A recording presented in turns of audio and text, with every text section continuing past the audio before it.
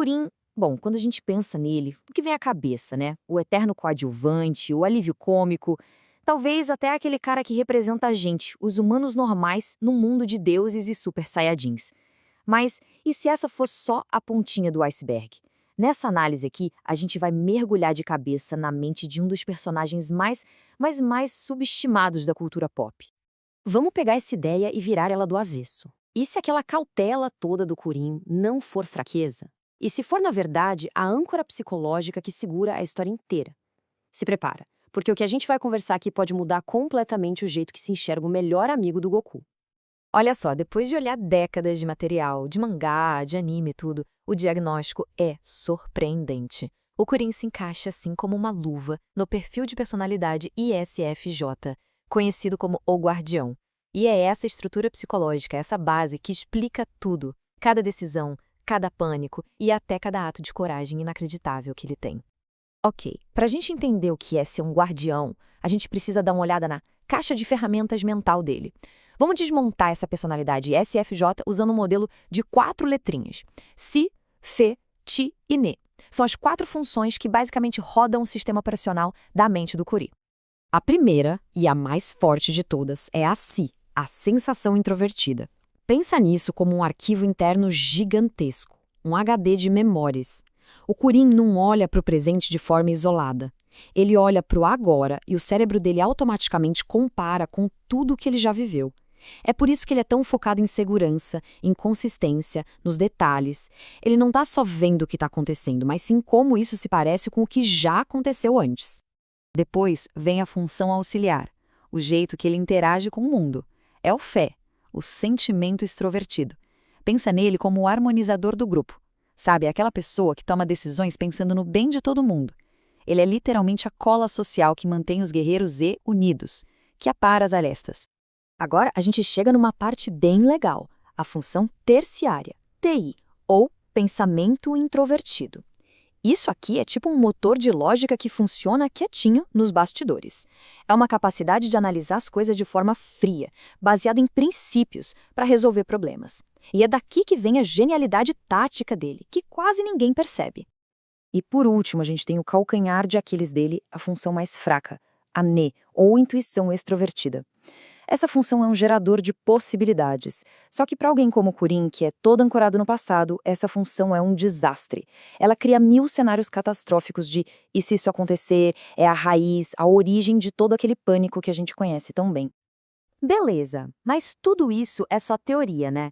Será que funciona na prática? Com certeza. Agora a gente vai para o que interessa.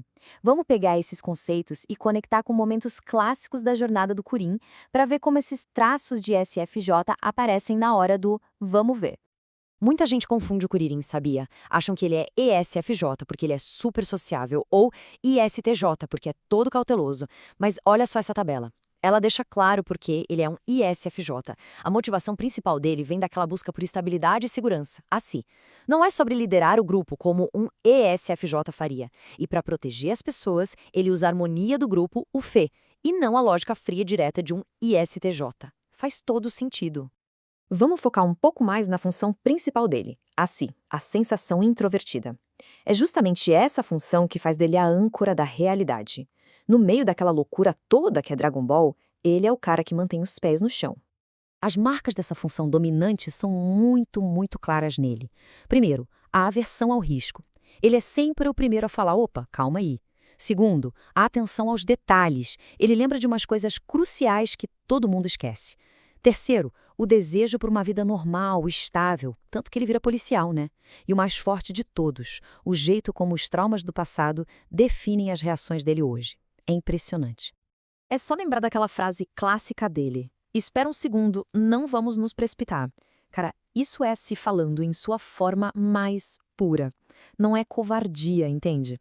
É o cérebro dele rodando o arquivo de todas as vezes que deu ruim e de forma muito inteligente pisando no freio. Mas beleza, ser cauteloso, mas só uma parte da história. A segunda função dele, o Fé, o sentimento extrovertido, é o que faz dele o coração do time. Ele é o verdadeiro centro emocional dos guerreiros Z. E essa busca por harmonia define o cara. Ele é quem tá lá no meio, tentando acalmar os ânimos entre o Goku e o Vegeta. O julgamento dele é totalmente empático. Lembra quando ele poupa Android 18? Ele escolhe a conexão humana em vez da lógica fria de temos que destruir o inimigo. E claro, o autossacrifício.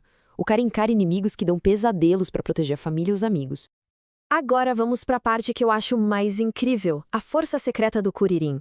A terceira função dele, o Chai, o pensamento introvertido. Sabe o que isso faz dele? Basicamente um engenheiro de combate. E a maior prova disso é a técnica mais famosa dele. A lógica do Qianzan, o disco destruidor, é simplesmente genial. Pensa comigo. O problema, o inimigo é trilhões de vezes mais forte. O princípio, lá da física, força é pressão sobre a área. A solução, concentrar todo o seu Qi numa lâmina com espessura praticamente zero. Isso ignora completamente a resistência do inimigo. Não é força bruta, é pura lógica, é pura engenharia. Isso é o Qi em ação, cara. Beleza, mas nem tudo são flores. Agora a gente precisa falar do ponto fraco dele, o que eu chamo de fantasma da catástrofe. A função inferior dele, a Ne, aquela intuição extrovertida, é a fonte de todo o pânico e ansiedade que a gente vê. Quando ele está sob muito estresse, essa função toma conta. E aí todas as possibilidades viram terror. Ele imagina os piores cenários possíveis, com detalhes. A ansiedade simplesmente o paralisa, pensando nas infinitas formas que tudo pode dar errado. Aquele arco da Floresta do Terror em Dragon Ball Super é a representação perfeita disso. Os traumas do passado dele, da Si, viram monstros de verdade, alimentados por essa ansiedade sobre o futuro, da Nin. Então, quando a gente junta todas essas peças, o quebra-cabeça se monta, e a imagem que aparece é clara. O Curi não é só um coadjuvante, ele é uma peça fundamental, insubstituível, na história. Ele é a âncora da equipe Z, o ponto de contato com a humanidade no meio de tantos deuses. A melhor forma de pensar nisso é com a analogia da âncora e do balão.